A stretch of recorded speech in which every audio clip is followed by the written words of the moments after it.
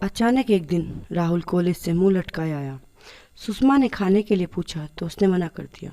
वह चुपचाप drawing room में ही गुमसुम बैठा रहा। सुषमा ने बार बार पूछा तो उसने बताया, आज कॉलेज में मेरा मोबाइल खो गया है। यहाँ आते समय विजय भैया ने इतना महंगा मोबाइल लेकर दिया था। भैया आप बहुत गुस्सा होंगे। सुषमा चुपचाप सुनती रही, कुछ बोली नहीं। लेकिन अगले ही दिन उसने अपनी जमा पूंजी से 15,000 निकालकर राहुल के हाथ पर जबरदस्ती रख दिए। राहुल मना करने लगा, लेकिन सुषमा के जोर देने पर रुपए रख लिए। कुछ महीने और बीत गए। विशाल भी फुर्सत मिलते ही राहुल के हालचाल पूछता। वैसे उसके पास समय ही नहीं रहता था। सुषमा पर घर गृहस्थी पूरी तरह से सौंपकर अपने काम में लगा रहता था। सुषमा मन ही मन पूरी तरह राहुल की दोस्ती के रंग में डूबी हुई थी। पहले उसे विशाल में एक दोस्त नजर आता था, अब उसे विशाल में एक दोस्त की झलक भी नहीं दिखती। यह क्या उसी की गलती थी? विशाल को अब उसकी कोमल भावनाएं छूकर भी नहीं जाती थी। राहुल में उसे एक दोस्त नजर आता है। वह उसकी बातों में रुचि लेता है, उसके शौक ध्यान में रखता है, उसकी पसंद नापसंद पर चर्चा करता है। उसे बस एक दोस्त की ही तो झलक तलाश थी। वह उसे राहुल के रूप में मिल गया था। उसे कुछ नहीं चाहिए। एक दिन विशाल टूर पर था। यश और समृद्धि किसी बर्थडे पार्टी में गए थे। अंधेरा हो चला था। राहुल भी अभी तक नहीं आया था।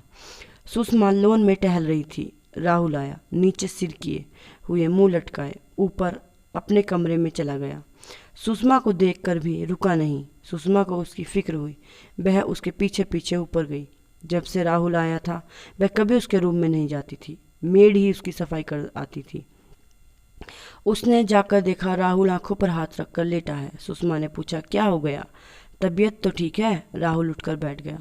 फिर धीमे स्वर में बोला, मैं ठीक हूँ। तो रोनी सूरत क्यों बनाई है? भैया ने बाइक के पैसे भेजे थे। मेरे दोस्त उमेश की बहन की शादी है, उसे ज़रूरत पड़ी तो मैंने उसे सारे रुपए दे दिए। अब भैया बाइक के बारे में पूछेंगे तो क्या कहूँगा? कुछ समझ नहीं आ रहा। वही याद है ना आपको, मैंने आपको मिलवाया था उसे। आपसे भी मिलवाया था। हाँ हाँ याद है। सुषमा को वह लड़का याद आया जो उसे पहली नज़र में ही कुछ जचा नहीं था। बोली, अब क्या करोगे? क्या कर सकता हूँ? भैया को तो यही लगेगा ना मैं यहाँ आवारागर्दी कर रहा हूँ, तो यही कहेंगे कि पढ़ाई वढ़ाई छोड़ो और यहाँ आ जाओ। राहुल के जाने का ख्याल ही सुषमा को सेहरा गया।